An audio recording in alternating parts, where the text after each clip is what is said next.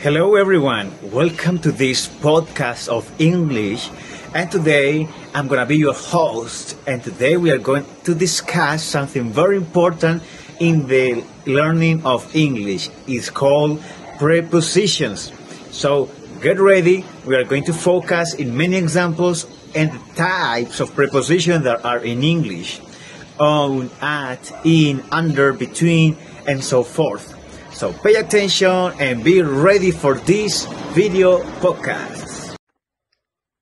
Hi everybody, my name is Susana Salazar, and so let's start by understanding the prepositions. It's and why it's so essential. But what are prepositions? Prepositions are small words like at, in, on, and to that connect nouns, pronoun, or phrase to another part of the sentence.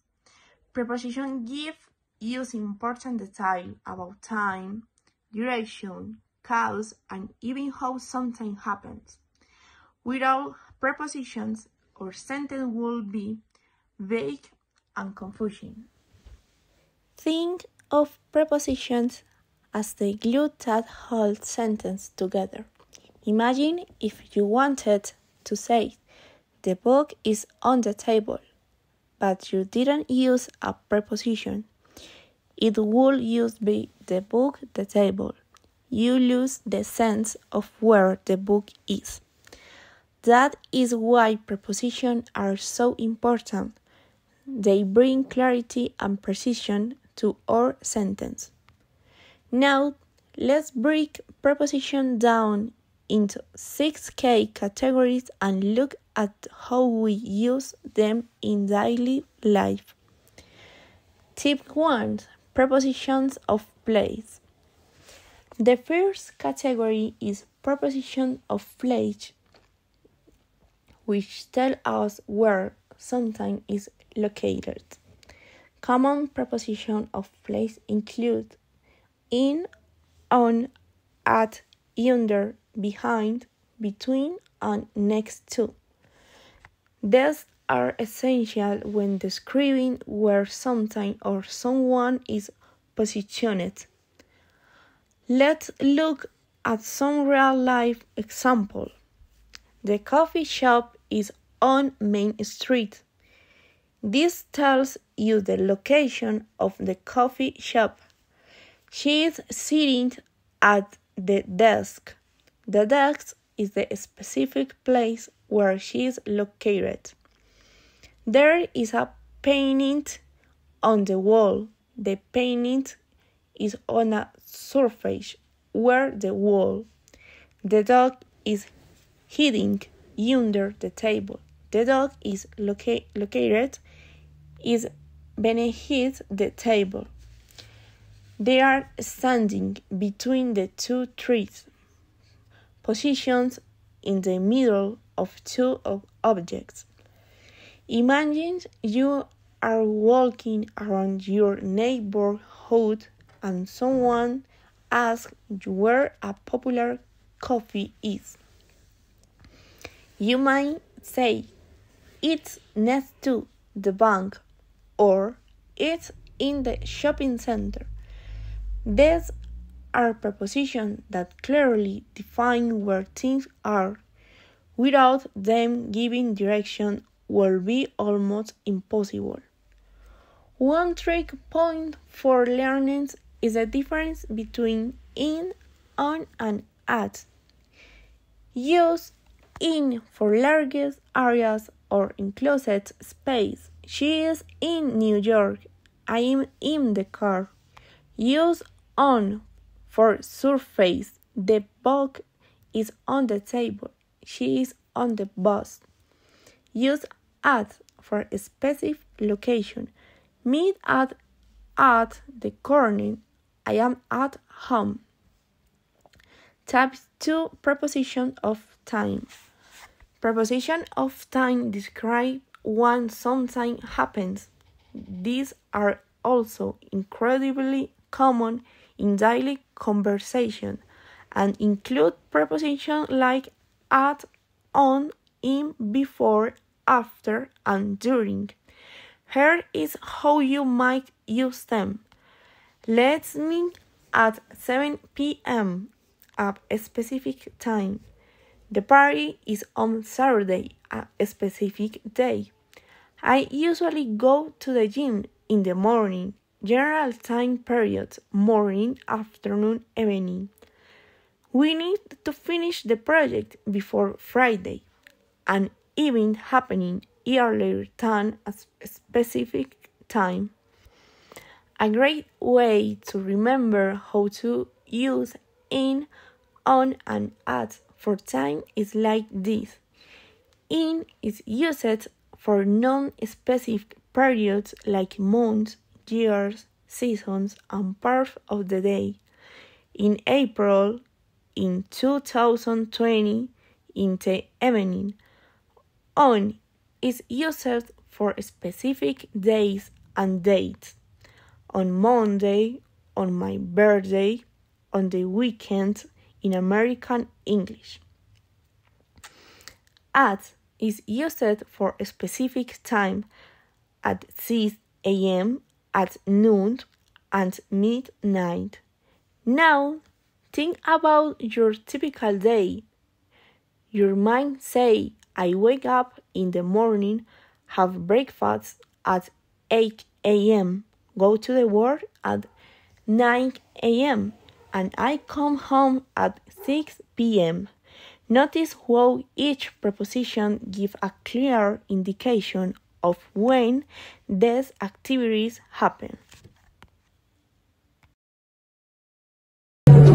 Hey guys, this is Laura and about common expression with preposition.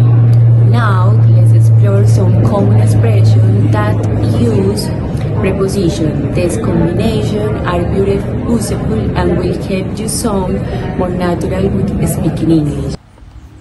Preposition of direction or movement. The third type is preposition or direction, which describe movement toward or away from something. These are often used when giving direction or describing action that involve movement. Common one includes to, into, onto, toward, and through. Here's how they're used. He walked to the park, indicating the destination. She jumped into the pool, movement from outside to inside. The cat climbed onto the roof, movement onto a surface. They drove through the tunnel, movement across or inside a space. We're heading toward the mountain, movement in the direction of something. Imagine you're giving someone direction to your house. You might say turn left toward the river, then go through the gate and you'll see my house who's ahead. Preposition of direction are a key in explaining where things are moving to or from. One common mistake learning make is confuse in and into. In refer to begin inside something, will into refer to the action of moving inside. For example, I am in the room, you are ready inside. I walked into the room, you moved from out the inside. Preposition of cause or oration. Now, let's look at the preposition of cause. This explains why something happens. The most common preposition of cause include because of, due to, and for. Here's how you might use them. The games was cancelled because of the rain. The rain is the reason the game was cancelled. The delay was due to technical use. The technical use are the cause of the delay. I am studying hard for my exam. The exam is the reason or purpose for a student. These prepositions are super useful when explaining the reason behind your action or event. Then all of them you may say were late because of traffic or I misestimating. Due to an emergency, or to use the preposition allows you to provide explainers clearly. Hello everyone, welcome to today's podcast. Today we are going to dive into a fundamental topic in English learning that is called the prepositions. Although they are small words, but they are very crucial for the sentence structure. So pay attention and don't miss anything. Be ready. Let's go. Prepositions of manner. Prepositions of manner explain how something is done. These prepositions are often used in describing actions or the way something happens. The most common ones include with, by, and like. Here are some examples. The first one, he fixed the car with a wrench. That describes the tool used to perform the action. Second example, she solved the problem by using logic. That describes the method used. And number 3, he drives like a professional. That compares how he drives to a professional one. Prepositions of manner give us the ability to describe how things are done in more detail. Think about explaining how you do daily tasks. I write with a pen. I commute to work by bus. She paints like an artist. These prepositions add depth to your descriptions. Type 6. Prepositions of agency.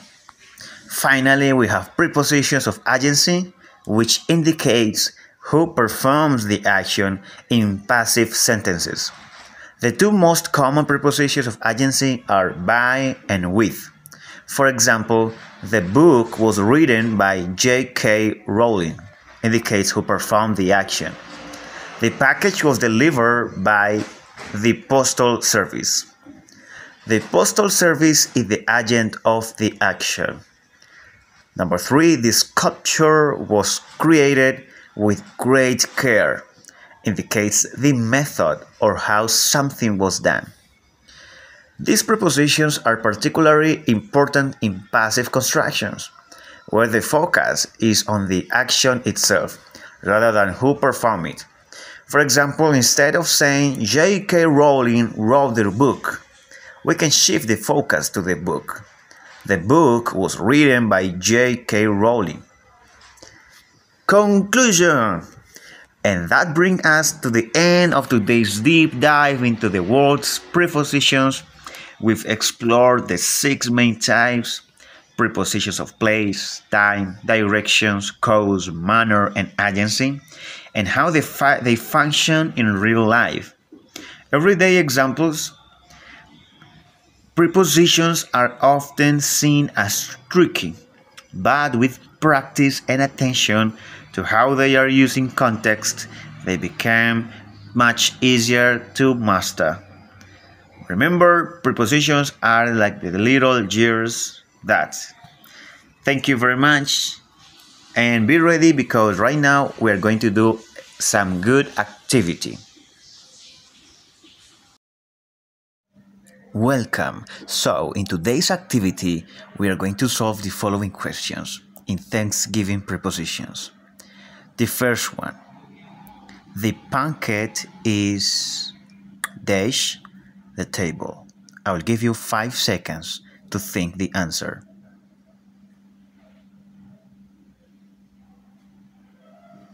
The pancake is on the table. Very good. The chicken is dash the oven. 5, 4, 3, 2, 1, 0. The chicken is in the ovener. The turkey is dash the table. 5, 4, 3, 2, 1, 0. The turkey is under the table. Very good if you say under. Number 4.